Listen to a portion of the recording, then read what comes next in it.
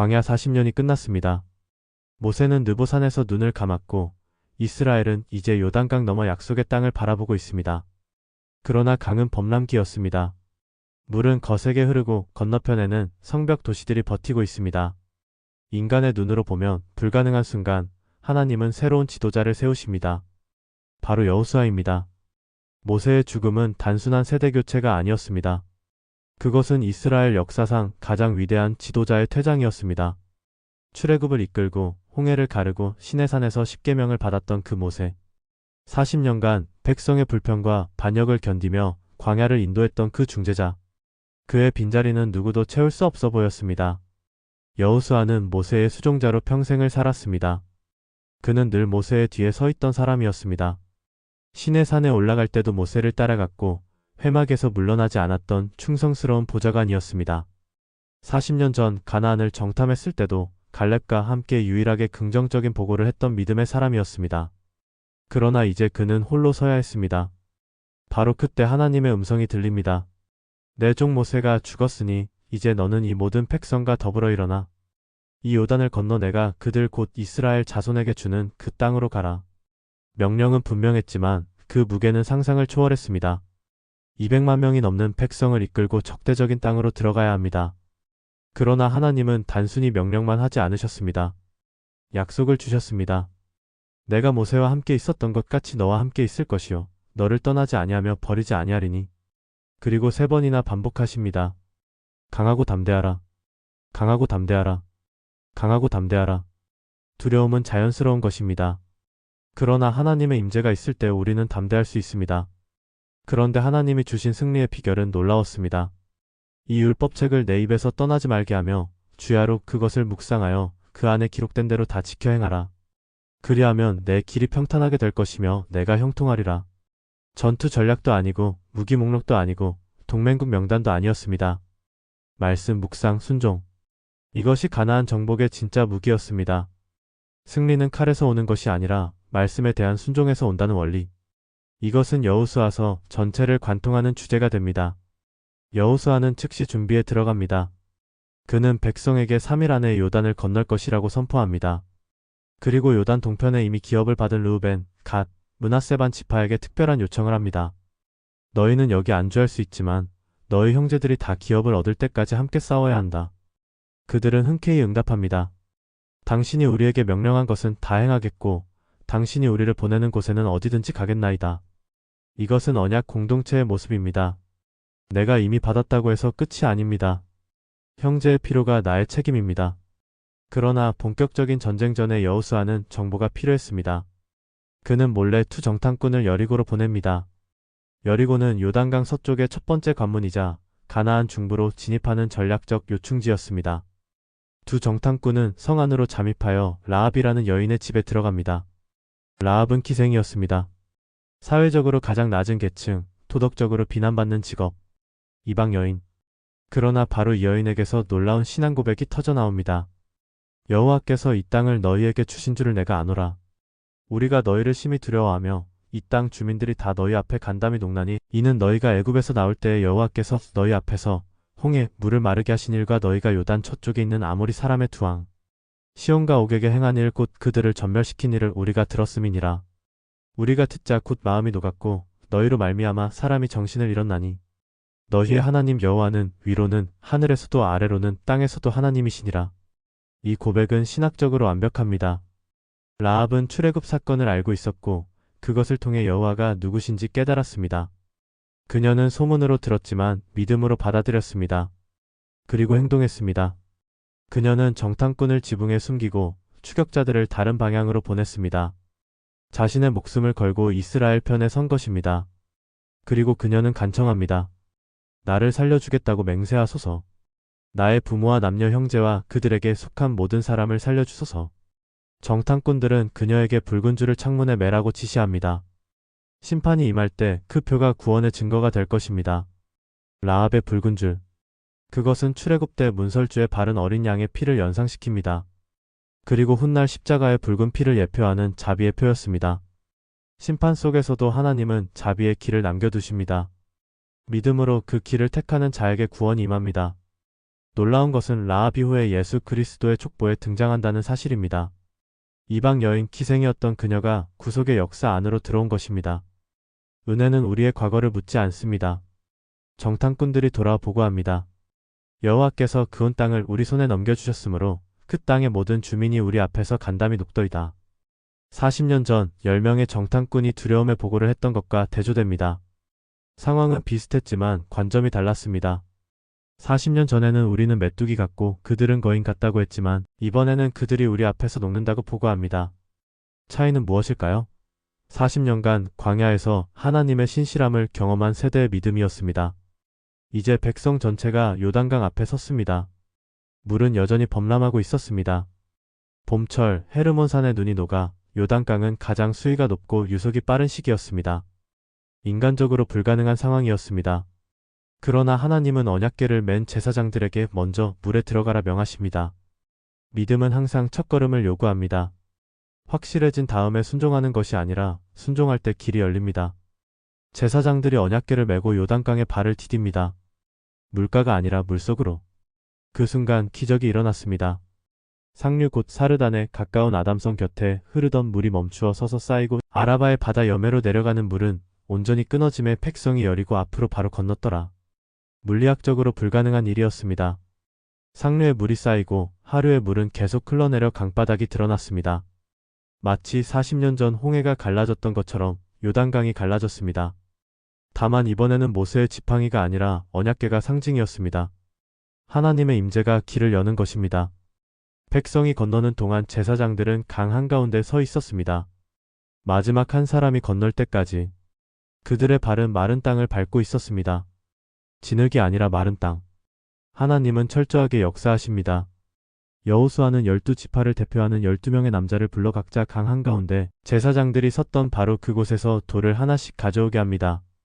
그리고 길가에 그 돌들을 세웁니다. 이것이 너희 중에 표징이 되리라. 후일에 너희의 자손들이 물어 이르되 이 돌들은 무슨 뜻이냐? 하거든 그들에게 이르기를 요단물이 여호와의 언약궤 앞에서 끊어졌나니.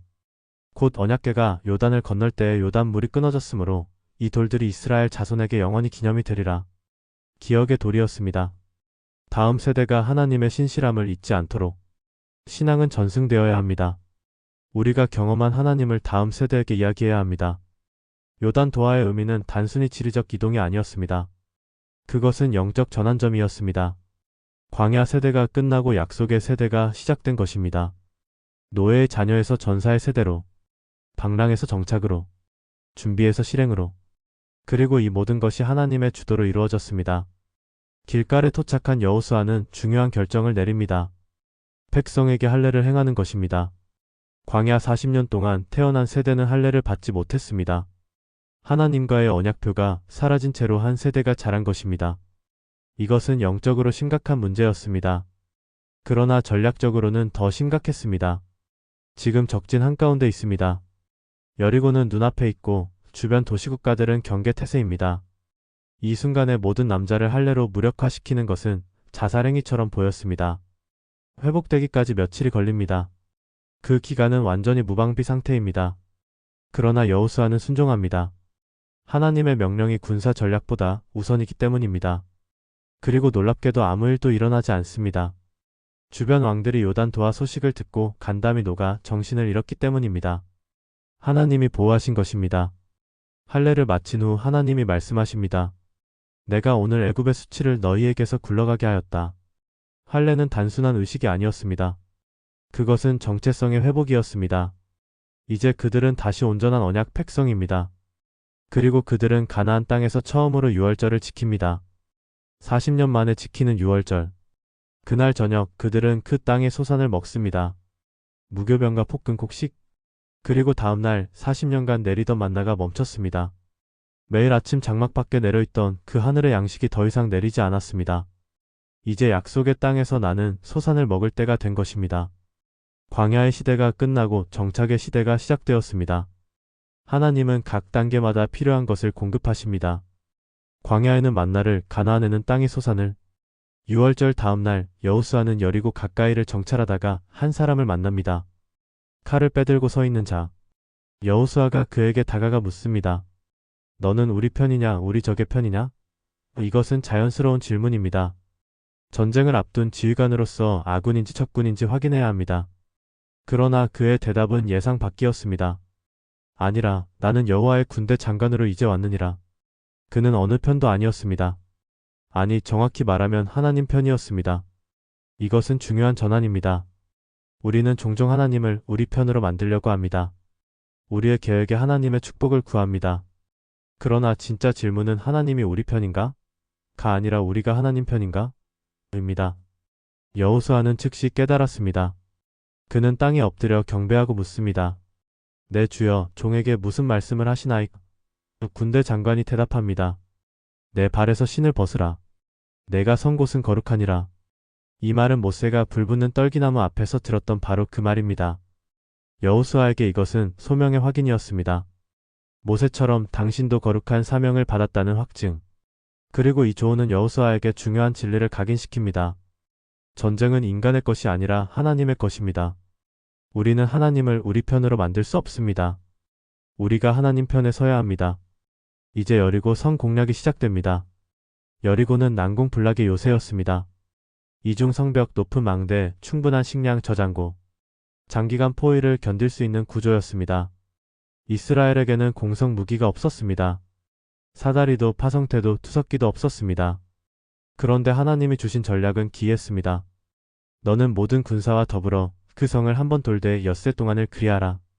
제사장 7은 7양각 나팔을 잡고 언약궤 앞에서 행할 것이요. 7째 날에는 그 성을 7번 돌며 제사장들은 나팔을 불 것이며 제사장들이 양각 나팔을 길게 불어 그 나팔 소리가 너희에게 들릴 때에는 백성은 다 큰 소리로 외쳐 부를 것이라.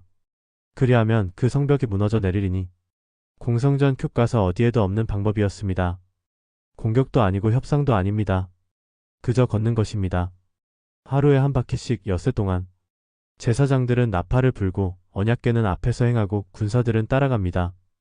그런데 중요한 지시가 있었습니다. 외치지 말라. 너희 음성을 들리게 하지 말라. 너희 입에서 아무 말도 내지 말라. 외치라 하는 날까지니라. 침묵의 행진이었습니다. 여리고 사람들은 성벽 위에서 이 광경을 지켜봤을 것입니다. 처음에는 긴장했겠지만 이내 혼란스러웠을 것입니다. 이게 뭐하는 짓인가? 둘째 날, 셋째 날이 지나면서 조롱으로 바뀌었을 것입니다. 저것들이 성을 돌아서 무너뜨리려나? 웃음거리가 되었을 것입니다.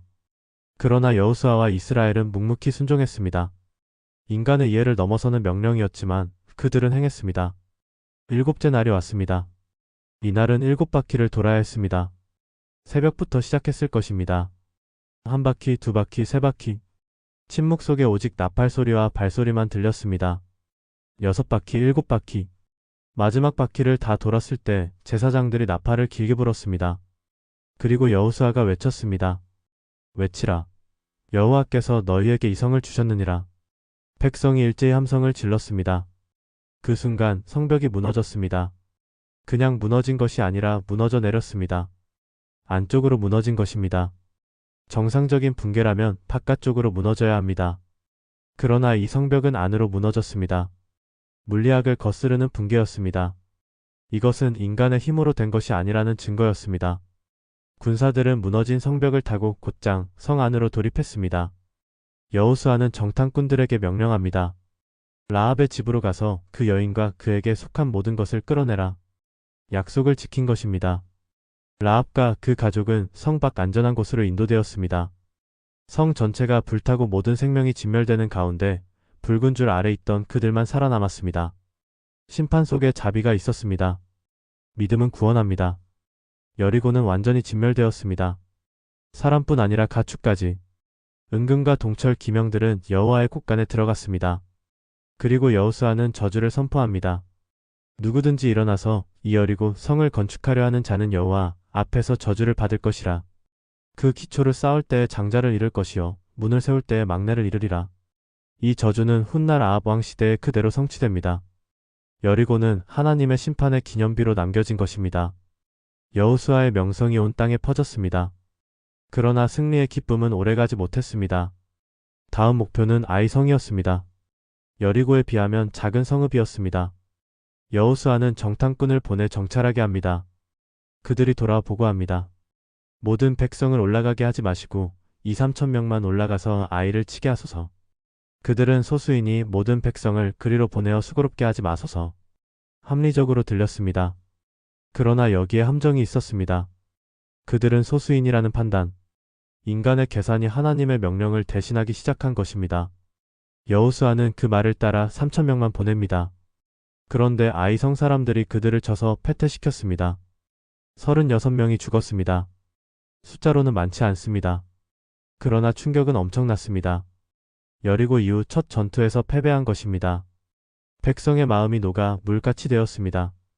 여호수아는 옷을 찢고 땅에 엎드렸습니다. 그와 이스라엘 장로들은 머리에 티끌을 뒤집어 쓰고 저녁까지 여호와의 궤 앞에 엎드렸습니다. 여호수아가 부르짖습니다. 슬프도소이다 주 여호와여. 어찌하여 이 백성을 인도하여 요단을 건너게 하시고 우리를 아모리 사람의 손에 넘겨 멸망시키려 하셨나이까. 우리가 요단 저쪽에 거주하기로 결심하였더라면 좋았을 것을. 주여, 이스라엘이 그 대적 앞에서 돌아섰으니 내가 무슨 말을 하오리까. 절망적인 기도였습니다. 그러나 하나님의 대답은 놀라웠습니다. 일어나라. 어찌하여 이렇게 엎드렸느냐? 이스라엘이 범죄하였느니라. 그들이 내가 그들에게 명령한 나의 언약을 어겼느니라. 그들이 바친 물건 중에서 가져가고 도둑질하며 속이고 그것을 그들의 기물들 가운데에 두었느니라. 누군가 여리고에서 금지된 물건을 취했던 것입니다. 바쳐진 물건, 곧 하나님께 온전히 드려져야 할 것을 개인이 취한 것입니다. 하나님은 계속 말씀하십니다. 그러므로 이스라엘 자손이 그들의 대적을 당하지 못하고 그 앞에서 돌아섰나니 이는 자기들도 바친 것이 되었음이라. 그 바친 것을 너희 가운데에서 멸하지 아니하면 내가 다시는 너희와 함께 있지 아니하리라. 한 사람의 죄였습니다.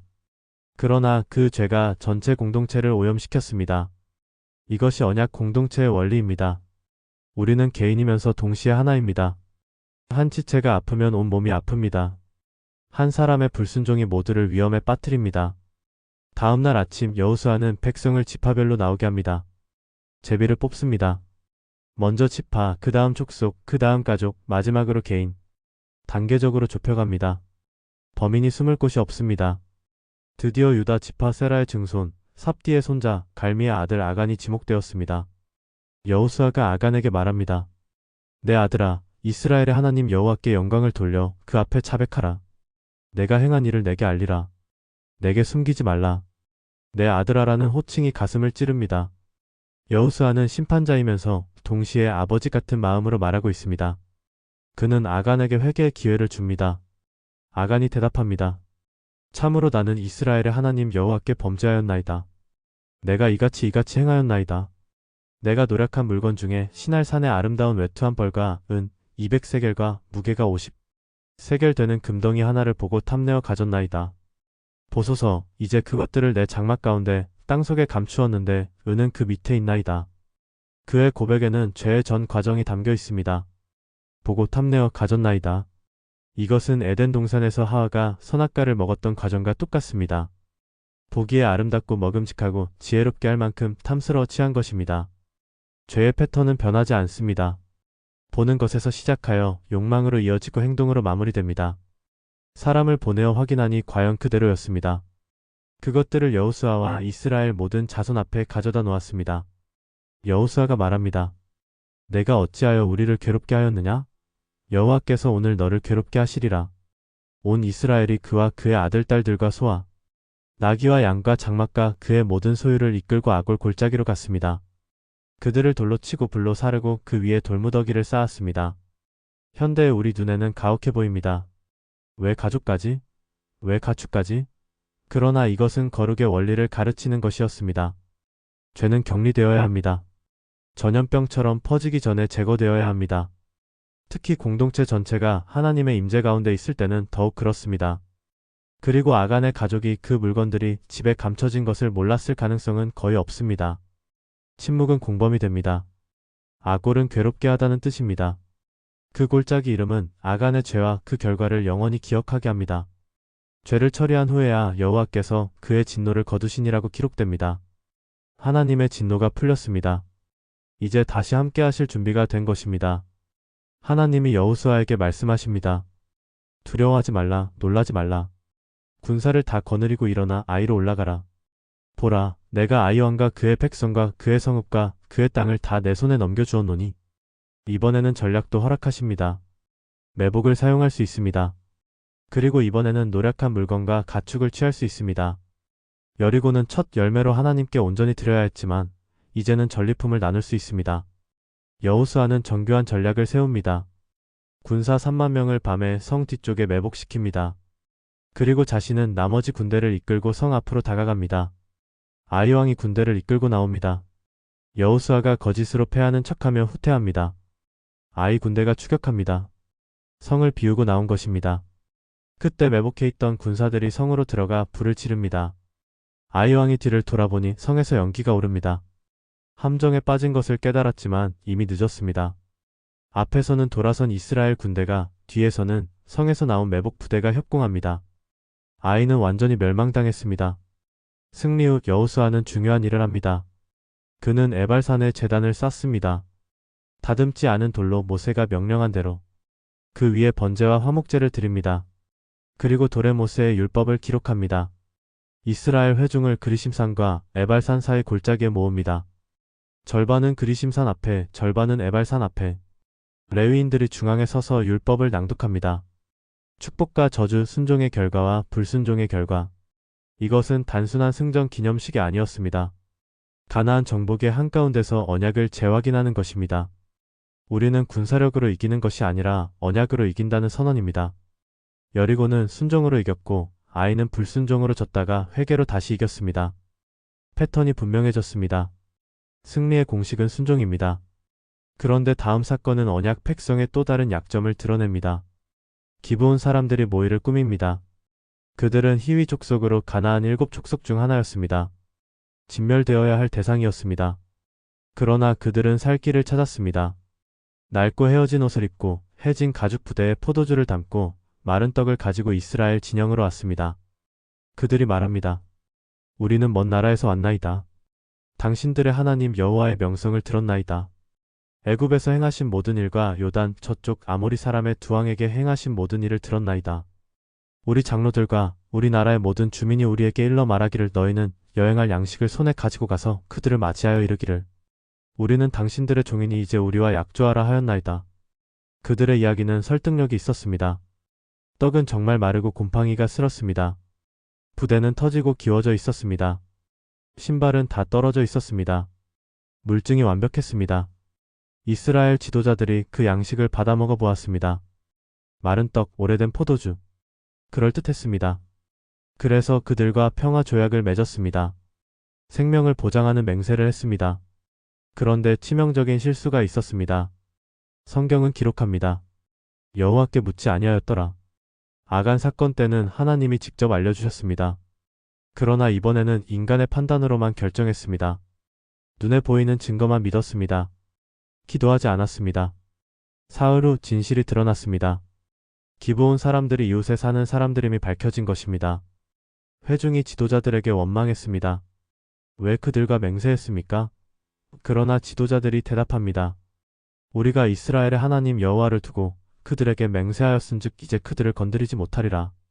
우리가 그들에게 맹세한 맹세로 말미암아 진노가 우리에게 임할까 하노니 이렇게 행하여 그들을 살리리라. 이것은 놀라운 결정입니다. 속임수로 맺은 조약이지만 하나님의 이름으로 맹세했기에 지킨 것입니다. 언약의 신실함은 상대방의 정직함에 달려있지 않습니다. 우리의 진실함에 달려있습니다. 기브온 사람들은 나무 패는 자와 물 깃는 자가 되어 성막을 섬기게 되었습니다. 종이 되었지만 살았습니다.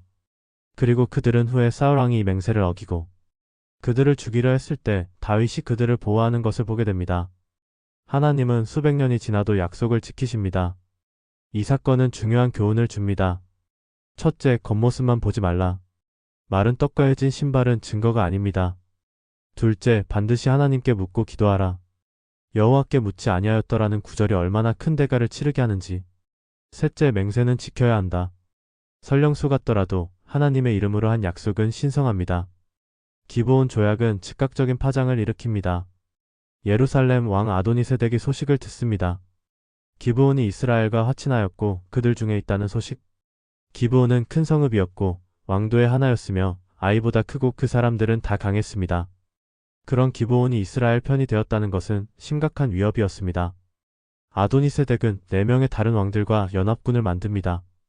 헤브론 왕, 야르못 왕, 라기스 왕, 에글론 왕. 5왕 연합군이 기브온을 치러 올라갑니다. 기브온 사람들이 길갈에 여호수아에게 급히 전가를 보냅니다. 당신의 종들을 버리지 마시고 빨리 우리에게 올라와서 우리를 구하소서. 산지에 거주하는 아모리 사람의 왕들이 다 모여 우리를 치나이다. 아이러니입니다. 속임수로 조약을 맺었던 그들이 이제 그 조약을 근거로 도움을 요청합니다. 여호수아는 어떻게 해야 할까요? 그들을 버릴 수도 있었습니다. 그러나 여호수아는 약속을 지킵니다. 하나님이 여호수아에게 말씀하십니다. 그들을 두려워하지 말라. 내가 그들을 내 손에 넘겨주었으니 그들 중에서 한 사람도 너를 당할 자가 없으리라.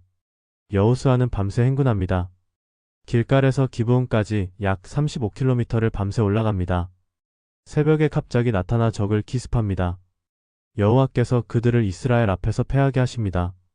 그리고 놀라운 일이 벌어집니다. 여호와께서 하늘에서 큰 우박을 베토론에서 아세가까지 내리십니다. 이스라엘 자손의 칼에 죽은 자보다 우박에 죽은 자가 더 많았더라. 하나님이 직접 싸우신 것입니다. 인간의 무기가 아니라 자연이 무기가 되었습니다. 그런데 해가 기울고 있었습니다. 적들이 도망치고 있지만 어둠이 오면 그들을 놓칠 것입니다. 그때 여호수아가 기도합니다. 이스라엘의 목전에서 여호와께 아뢰어 이르기를 태양아 너는 기브온 위에 머무르라. 달아 너도 아얄론 골짜기에서 그리할지어다. 이것은 대담한 기도였습니다. 태양을 향해 명령합니다. 달을 향해 명령합니다. 그리고 성경은 기록합니다. 태양이 머물고 달이 멈추기를 백성이 그 대적에게 원수를 갚기까지 하였느니라. 야사르 책에 기록되기를 태양이 중천에 머물러서 거의 하루 동안 속히 내려가지 아니하였다 하지 아니하였느냐.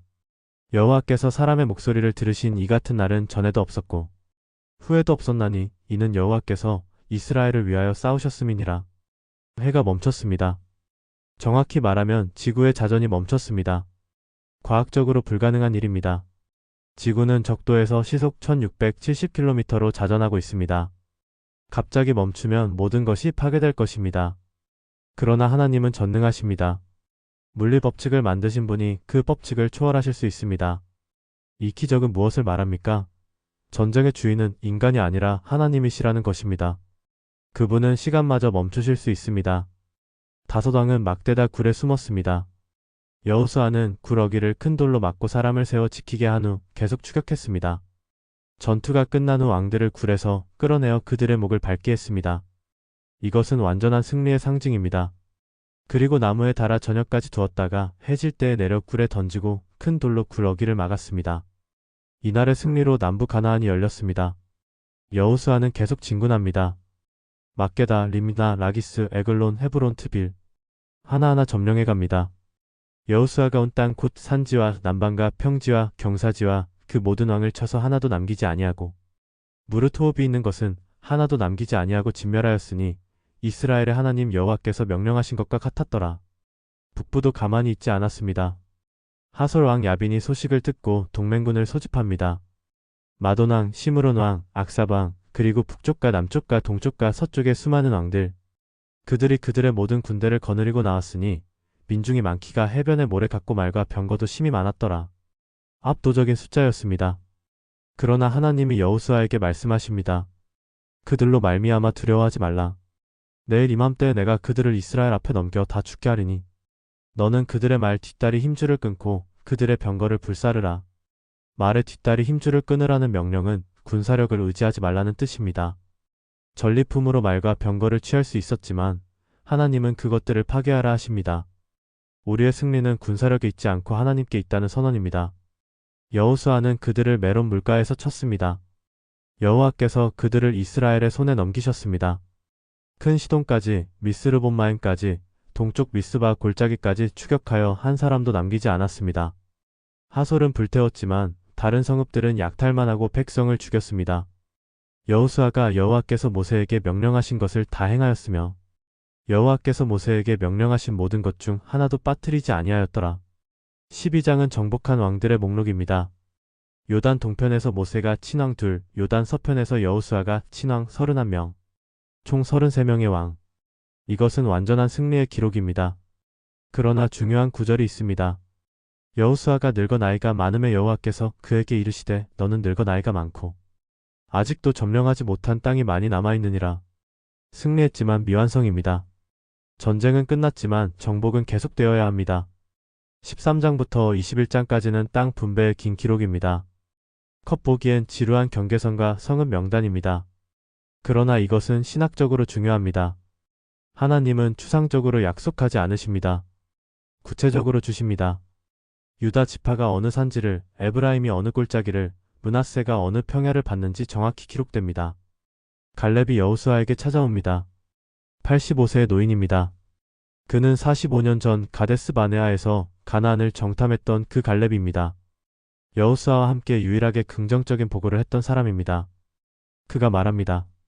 여호와께서 그날의 모세에게 말씀하신 것을 당신이 아시는 바와 같이 이제 보소서. 여호와께서 이 말씀을 모세에게 하신 때로부터 이스라엘이 광야에 거주하던 이 45년 동안을 여호와께서 말씀하신 대로 나를 생존하게 하셨나이다.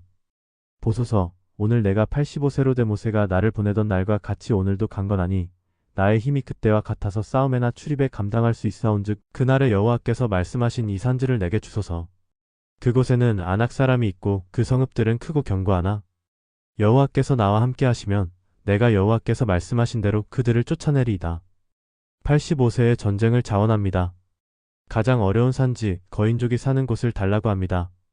믿음은 나이를 초월합니다. 여호수아는 그에게 헤브론을 줍니다. 갈렙은 그곳의 아낙 자손을 쫓아내고 기업을 얻습니다. 그리고 중요한 제도가 세워집니다. 토피성입니다. 하나님이 명령하십니다. 너희를 위하여 토피성을 정하라. 부지 중에 사람을 죽인 자가 그리로 토피하게 하라. 6개의 토피성이 지정됩니다.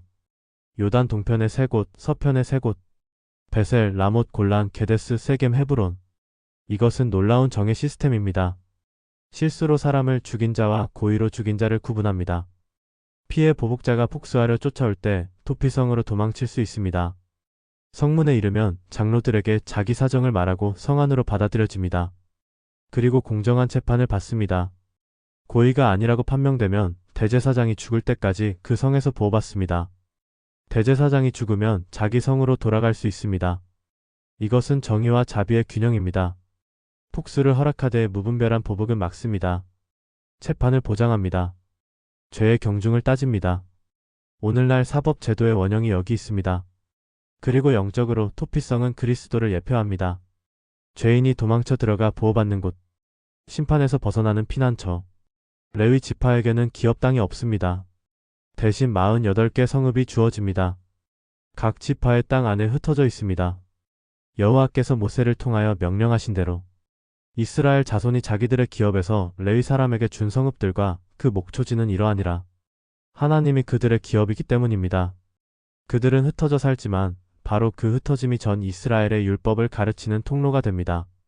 제사장 나라의 구조입니다. 21장 마지막 구절은 감동적입니다. 여호와께서 이스라엘 족속에게 맹세하여 주시기로 하신 온 땅을 그들에게 다 주셨으므로 그들이 그것을 차지하여 거기에 거주하였으며 여호와께서 그들의 주위에 안식을 주셨으되 그들의 조상들에게 맹세하신 대로 하셨으므로 그들의 모든 대적이 그들을 당한 자가 하나도 없었으니 이는 여호와께서 그들의 모든 대적을 그들의 손에 넘겨주셨음이라. 여호와께서 이스라엘 족속에게 말씀하신 선한 말씀이 하나도 남김없이 다 응하였더라. 하나도 남김없이 다 응했습니다. 하나님의 약속은 완전히 성취되었습니다. 아브라함에게 하신 약속, 이삭에게 하신 약속, 야곱에게 하신 약속, 모세에게 하신 약속, 수백 년에 걸친 약속이 이제 현실이 되었습니다. 하나님은 신실하십니다. 그러나 22장은 긴장으로 시작됩니다. 전쟁이 끝나고 여호수아는 요단 동편 지파들을 불러 감사를 표합니다. 르우벤, 갓, 므낫세 반 지파. 그들은 자기 땅이 요단 동편에 있었지만 약속대로 형제들과 함께 서편 정복 전쟁에 참여했습니다. 수년간 가족과 떨어져 싸웠습니다. 이제 여호수아가 그들을 고향으로 보냅니다. 여호와의 종 모세가 너희에게 명령한 것을 너희가 다 지키며 내가 너희에게 명령한 모든 것에 너희가 내 말을 청종하였도다. 그들이 돌아가는 길에 요단강가에 이릅니다. 그곳에서 그들은 큰 제단을 쌓습니다. 볼만한 제단이라고 기록되어 있습니다. 웅장한 제단이었습니다. 그 소식이 서편에 전해집니다. 이스라엘 자손 전체가 실로에 모여 그들을 치러 올라가려 합니다. 왜 그렇게 격렬하게 반응했을까요? 신명기는 분명히 말합니다. 제단은 하나님이 택하신 곳에만 세울 수 있습니다. 이제 그곳은 실로의 성막입니다. 다른 곳에 제단을 세우는 것은 반역입니다. 다른 신을 섬기는 것입니다. 부올의 사건을 기억합니다. 한 번의 우상 숭배가 얼마나 많은 사람을 죽였는지. 아간의 사건도 기억합니다. 한 사람의 죄가 공동체 전체를 위험에 빠뜨렸습니다. 그들은 거룩을 지키기 위해 전쟁도 불사할 각오였습니다. 그러나 지혜롭게도 즉시 공격하지 않았습니다. 먼저 사절단을 보냅니다. 제사장 비느하스와 각 지파의 지도자 10명. 그들이 길르앗 땅으로 가서 묻습니다. 너희가 어찌하여 이스라엘의 하나님께 범죄하여 오늘 여호와를 배반하고 자기를 위하여 제단을 쌓아 오늘 여호와께 반역하고자 하느냐? 동편 지파들이 대답합니다. 그들의 설명은 간절했습니다. 우리가 이같이 한 것은 두려움 때문이었습니다. 후일에 너희 자손이 우리 자손에게 말하기를 너희가 이스라엘의 하나님 여호와와 무슨 상관이 있느냐? 여호와께서 요단을 너희와 우리 사이의 경계로 삼으셨나니 너희 르우벤 자손과 갓 자손은 여호와께 분깃이 없다 할까 두려워하였습니다. 그러면 너희 자손이 우리 자손에게 여호와 경외하기를 그치게 할까 두려워하여 우리가 말하기를 우리가 이제 우리를 위하여 한 제단을 쌓자 하였나니 이는 번제를 위함도 아니요 다른 제사를 위함도 아니라 우리와 너희 사이와 우리의 후대 사이의 증거가 되어 우리가 여호와 앞에서 우리의 번제와 우리의 다른 제사와 우리의 화목제로 섬기기 위한 것이니라. 제단은 제사용이 아니었습니다. 증거용이었습니다. 우리도 여호와를 섬긴다는 증거. 우리도 이스라엘이라는 증거.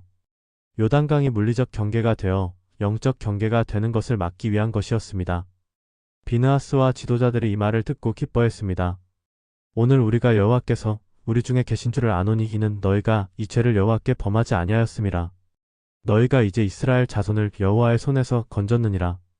전쟁이 피해졌습니다. 소통으로. 이 이야기는 중요한 교훈을 줍니다. 공동체 안에서 오해가 생길 수 있습니다. 겉으로 보기에 잘못된 것처럼 보일 수 있습니다. 그러나 즉시 판단하지 말고 대화하고 듣고 이해해야 합니다. 동편 지파는 제단을 증거라고 이름 붙였습니다. 그것은 분열이 아니라 연합의 상징이 되었습니다. 이제 여호수아는 늙었습니다. 23장에서 그는 이스라엘의 모든 장로와 수령과 재판장과 지도자들을 불러 모읍니다. 고별사를 할 때가 온 것입니다. 나는 이제 늙어 나이가 많으니 너희는 여호와 너희 하나님께서 너희를 위하여 이 모든 나라에 행하신 모든 일을 보았거니와 너희의 하나님 여호와 그가 너희를 위하여 싸우셨느니라. 승리의 주인을 분명히 합니다. 우리가 싸운 것이 아니라 하나님이 싸우셨습니다. 우리의 용맹이 아니라 하나님의 신실함이었습니다. 그리고 그는 미래를 경고합니다.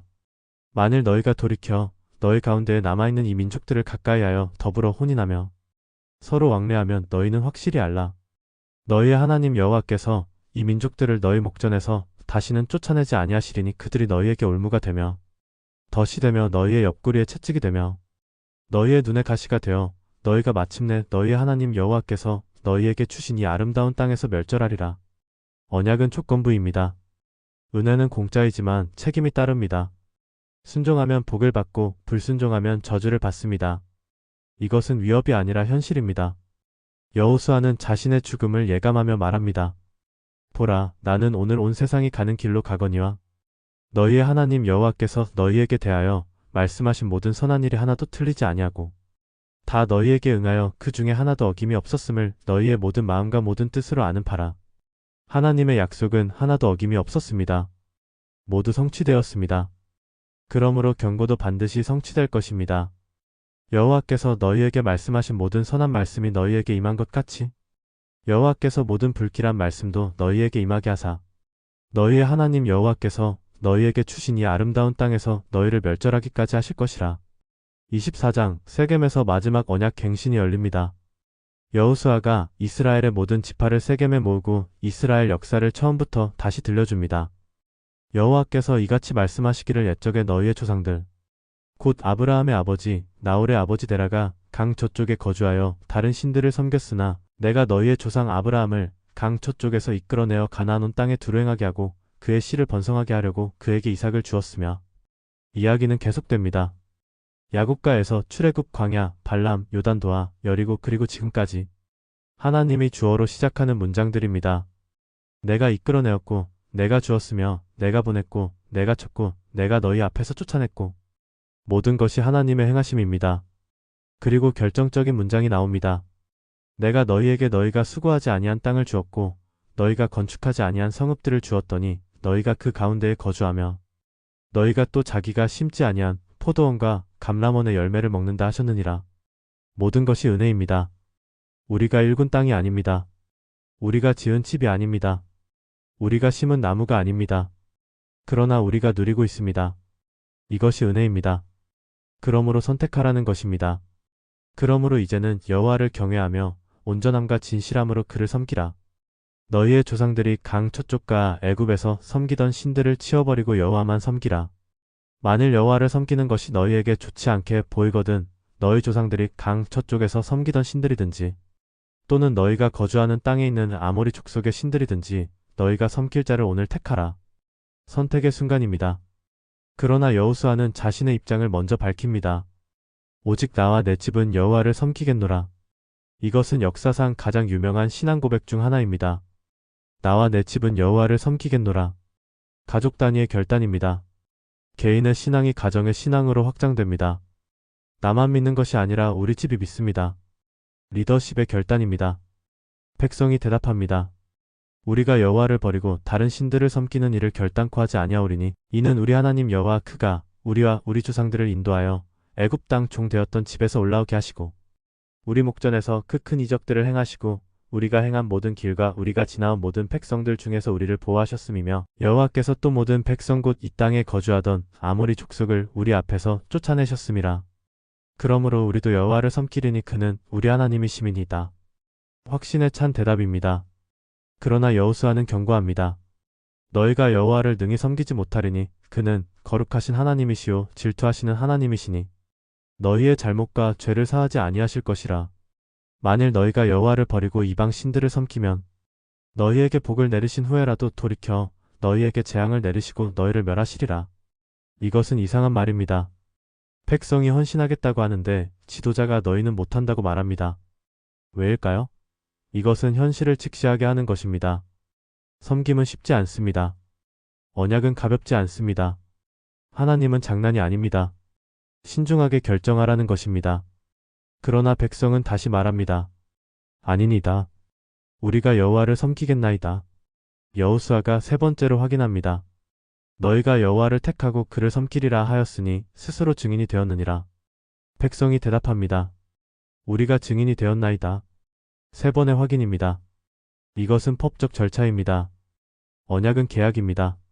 쌍방의 동의가 필요합니다. 그리고 증인이 필요합니다. 백성이 스스로 증인이 되었습니다. 그러므로 이제 너희 중에 있는 이방 신들을 치워버리고 너희의 마음을 이스라엘의 하나님 여호와께로 향하라. 실천이 필요합니다. 말만이 아니라 행동으로.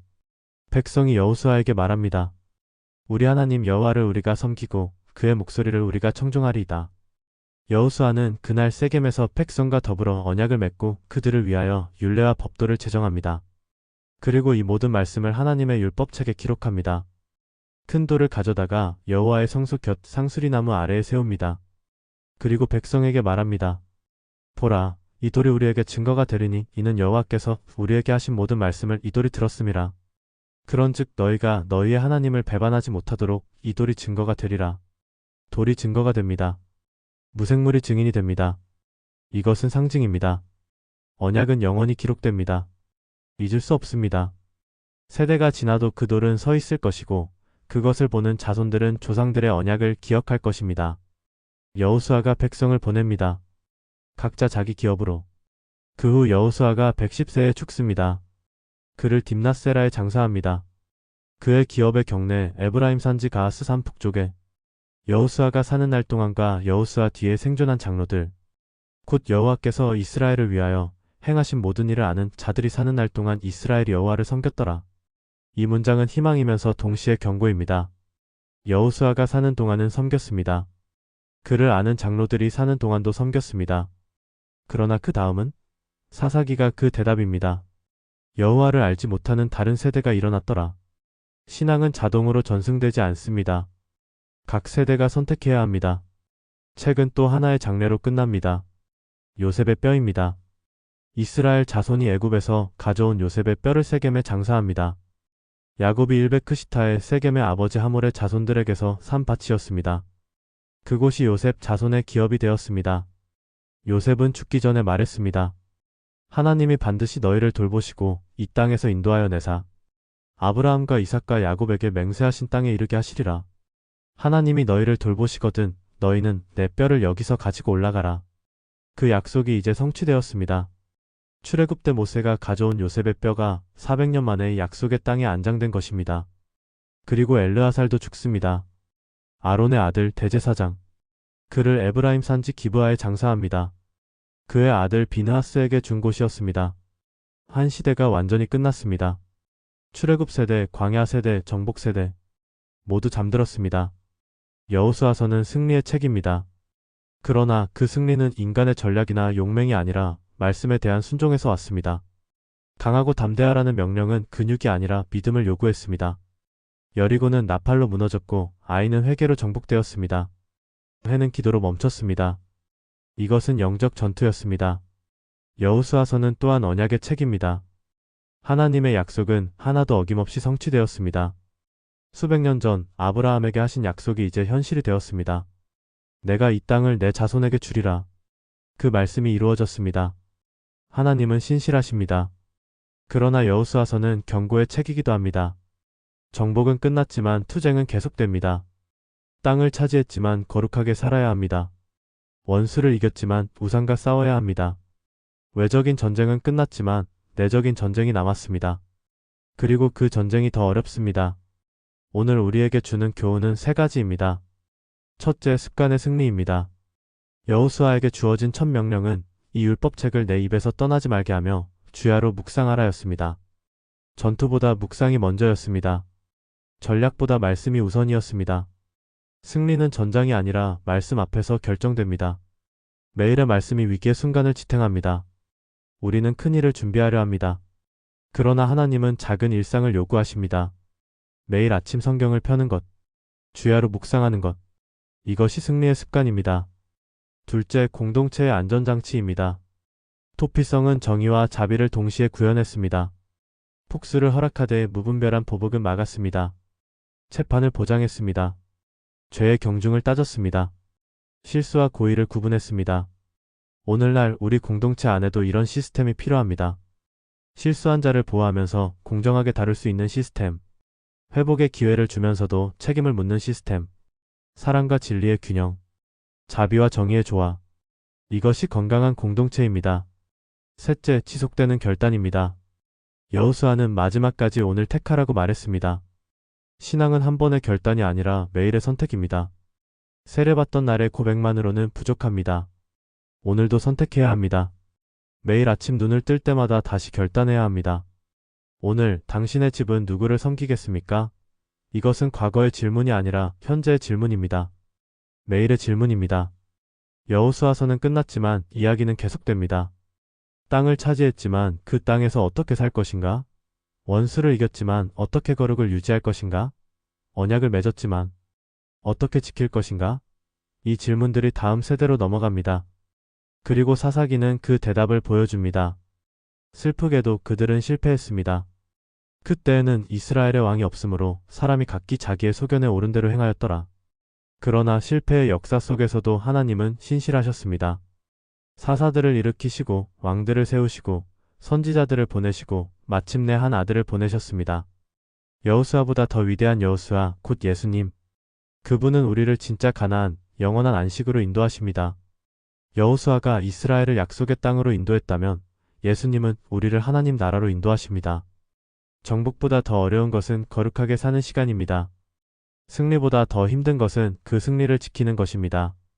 땅을 얻는 것보다 더 중요한 것은 그 땅에서 하나님과 동행하는 것입니다. 우리는 그 여정을 계속 따라갈 것입니다. 이 영상이 도움이 되셨다면 구독과 좋아요 버튼을 눌러주세요. 여러분의 관심이 더 깊이 있는 성경 콘텐츠를 만드는 힘이 됩니다. 다음 화에서는 사사기로 이어지는 이스라엘의 이야기를 함께 살펴보겠습니다. 함께 해주셔서 감사합니다.